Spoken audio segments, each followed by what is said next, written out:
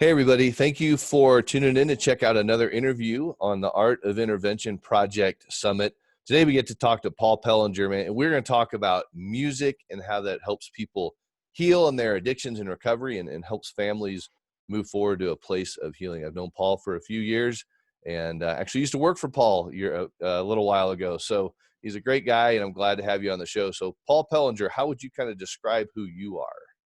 Well, first of all, let me just say thank you for doing what you're doing. You're probably helping more people than you know. And I've always been a big fan of yours, Rob. And what you do is not easy. Trying to convince people or loved ones to get the help that they need. As we all know, this is one of the few diseases that tells you you don't have one. And it's very difficult to get somebody to come to those terms, which potentially could not only change their life, affect everyone around them, but even potentially break the cycle of addiction for decades to come. And you probably don't get enough credit for that, brother, but I know who you are and what you do and how many years you've been doing this. And in my opinion, you possess skills that you just can't teach. So thank you for that nice intro and for having me here. And yeah, I'm grateful to be here. Yeah, well, we all go through our own junk to get where we go to want to try to help people, and I've been through my own stuff in my life, so I get it on many levels. But you have this passion, and you've seen this evidence that, man, music is just a powerful way to help people. So how did music kind of enter into your life? Then we'll talk more about kind of what you're doing now. But so what Sure. does music actually mean to you? So first of all, I am not a musician. And 90% of our clients at Recovery Unplugged are not musicians. I grew up 10 or 15 miles away from the original Woodstock site. So even though I wasn't at the original one, I was only 3. Um, I recently was at the 50th anniversary, and that was pretty powerful. But I was exposed to not only the vibe of that whole area, including, the whole Woodstock hippie kind of thing going on. And I'll admit, hallucinogenics were involved back then, but thank God today I am clean. But I was also exposed to music very early on with my parents. Again, this is more in hindsight, Rob. Like, I didn't realize, and one day I'm going to open up a treatment center that uses music as a catalyst to engage the existing evidence-based models, right? Like, I didn't know that at the time. I just knew that when my parents, who owned a restaurant at the time, put me on the table at 4 years old and had me dance to a song called Yummy, Yummy, Yummy, I Got Love in My Tummy, that kind of song. And I noticed how the customers and crowd were all like clapping and laughing and engaged. I thought, wow, this is kind of cool, look what music's doing. And then I would see my parents like come home from a 12, 15-hour day of hard work, and they would be dirty and tired. And then my mother would put on like Dion and the Belmonts or the Platters or something. And I would watch how their mood changed and how their energy level changed and how, they just started being happy. And I remember thinking like, that's just from back then, it was a phonograph, right? And I remember thinking like, wow, wow, just because of music. And my dad is like picking my mom up and dancing with her and throwing her around. And I just remember thinking like, didn't you just work a 15-hour? So, before the music, my father would come home and be like, no whistling, or, like he'd be like all angry and stressed. And so, my affinity for music has always been there. As Steven Tyler once told me, we were exposed to music when we were in our mother's womb through the heartbeat. So there's really like no defense against it. As a matter of fact, hearing, I don't know if you know this or not, is the only sense that we have that's not voluntary. So like there's something about music that's always been, I don't know, cathartic for me. I've always had this connection with it. And when I started exploring my own drug use and abuse, it was a part of that too. It was very unifying. I mean, who here hasn't been to a concert, and so, I can go on and on about like how, it helped me with a breakup. and one of my first girlfriends who, I broke up with, or she broke up with me, whatever happened, and how putting on a song allowed me to kind of feel it instead of being angry, which was very freeing, and releasing, and it let me let go of the resentments. Does that make sense what I'm Yeah. saying? Yeah, no, it totally does. And I think when people just hear music, I'm sure most people listening or watching right now are even songs are popping up into their heads of their past, of good or bad. And then, we talk about this world of addiction and music, and, we're talking about all these things, and like, can I actually enjoy music and sobriety? And yes, you can. But I remember when Joseph was doing a presentation once about the power of music. And I think this is something to tap into, which is really kind of cool. We talk about the right brain, the left brain, and this corpus callosum that goes down the middle and unifying it. But can you talk a little bit about, like, what does music do to the brain, Yeah. and how it helps with trauma with people? Yeah. So the coolest thing about what you're saying is I literally had no idea there was so much science behind using music to help combat addiction. I just thought that John and Paul were musical geniuses and divinely inspired.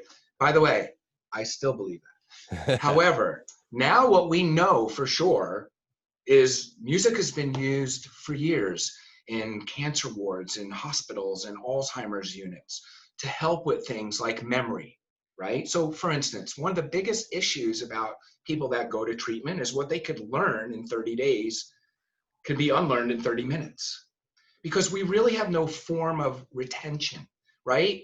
We recommend them to go to meetings, outpatient therapy, stay away from people, places, and things, hit your knees, all that good stuff, which is important, crucial, and I do myself. I'm not knocking that.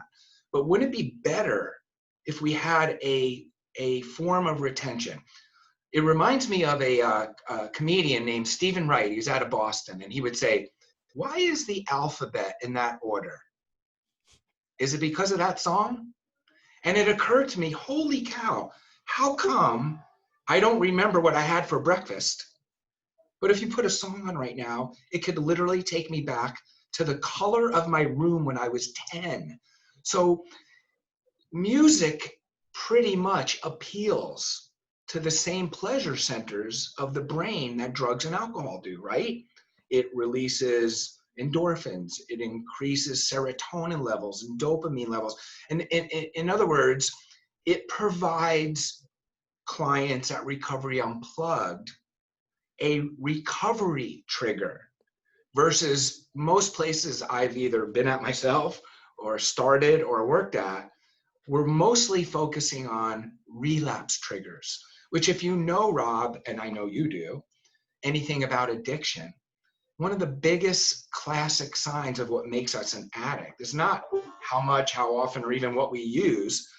It's about the consequences. So why would my main strategy in treatment be warning you about the consequences if you don't listen to my suggestions? By the way, everyone's got the same top 5 relapse triggers. There's nothing like really new about that.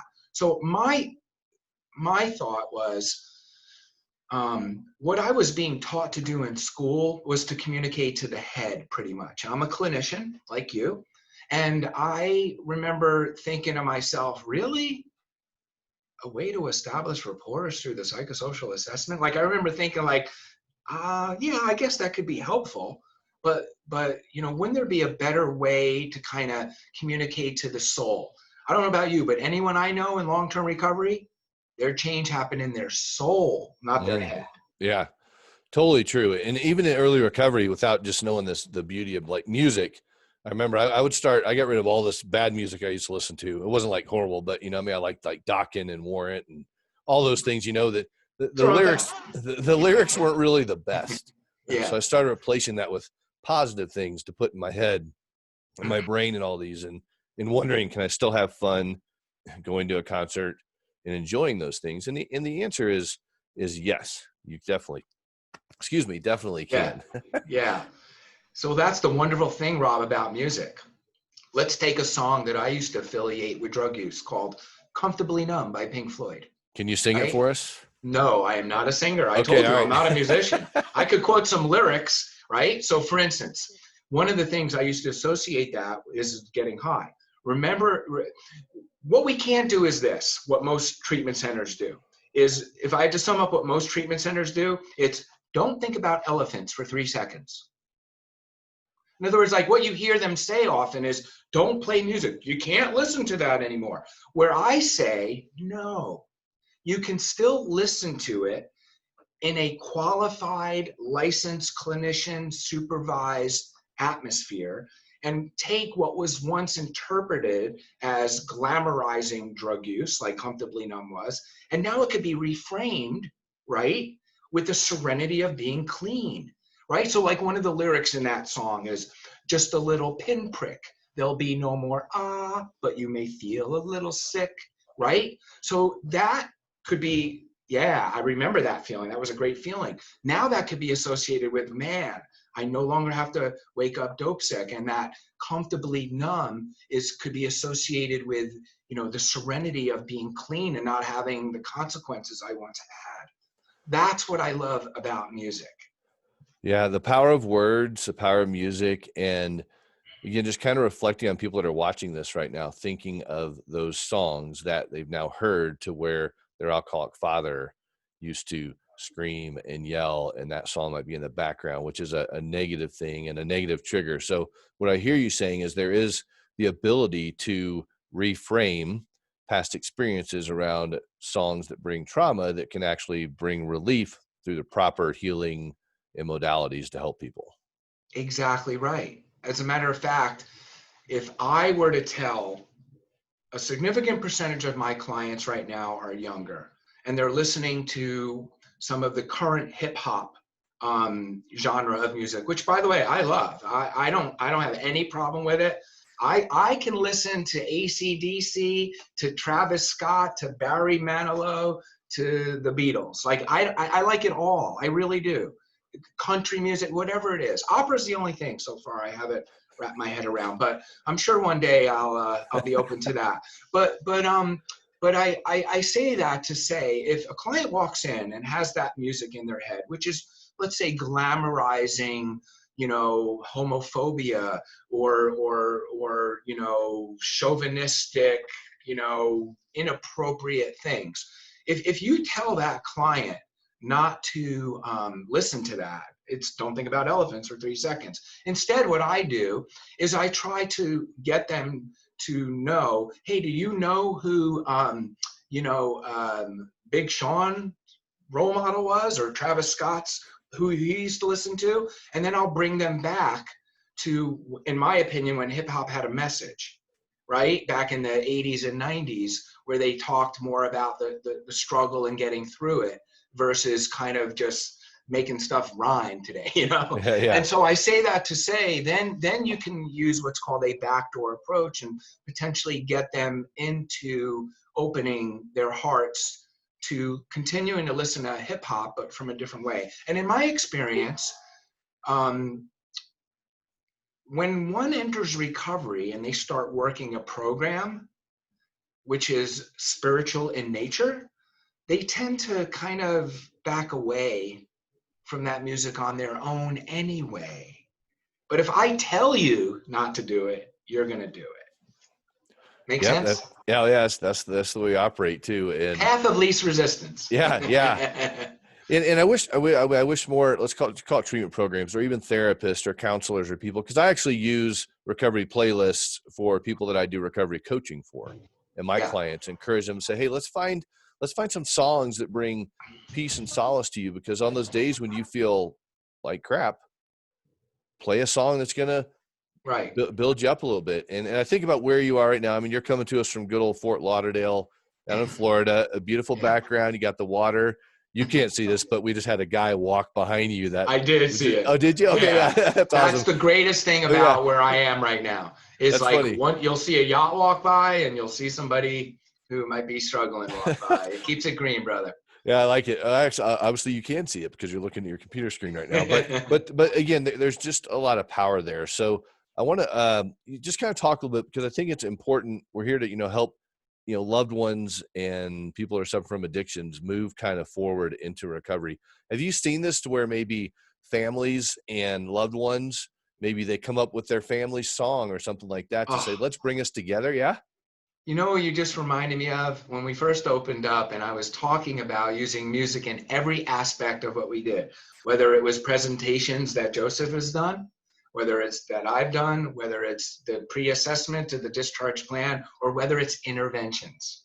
So what you just reminded me of, Rob, is when we first opened, I got a call from a friend of mine who's a judge who wanted me to do an intervention on a high profile state attorney. Hey, buddy. And he told me, look, he's extremely grandiose and arrogant and an angry kind of guy, and he just lost his father 2 weeks ago, which put him over the edge on a different way.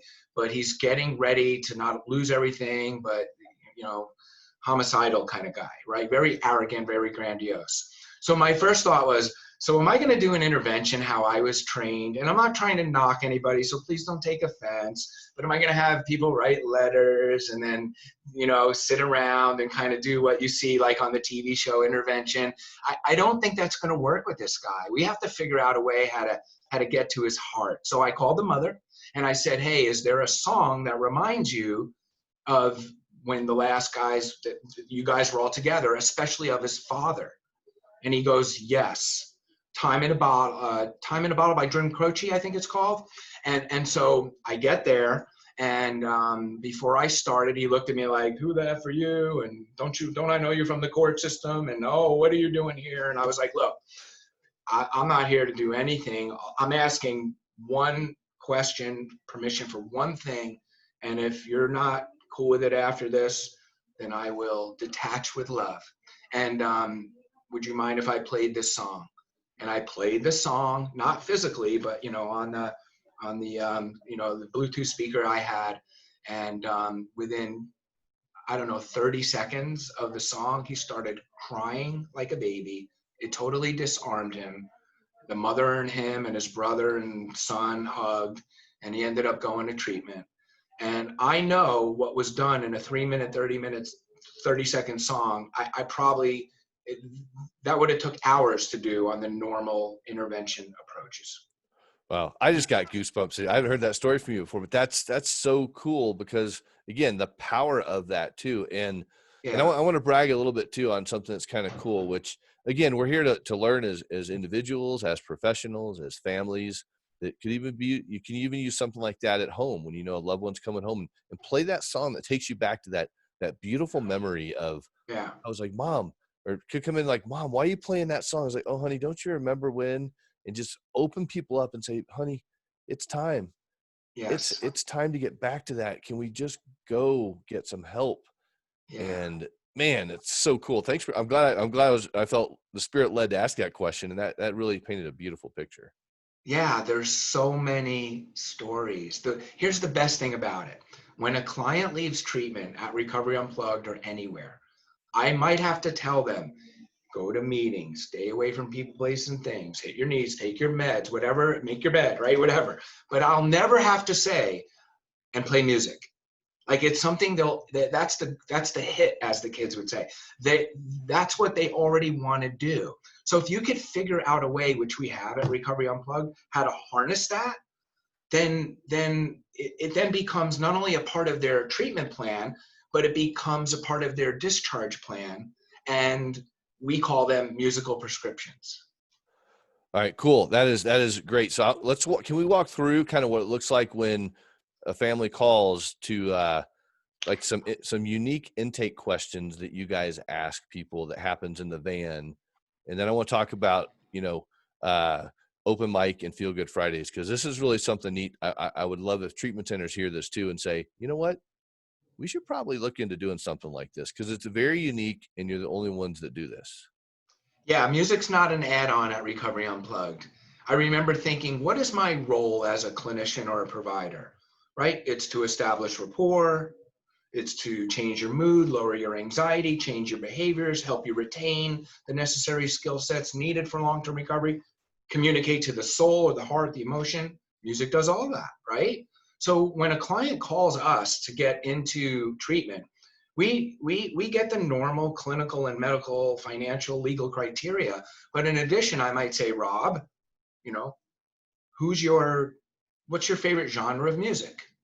And let's just say, maybe you'll say the Eagles. And then I'll go, well, do you have a favorite song? And then you might say Peaceful, Easy Feeling. And I'll be like, cool, I love that song too.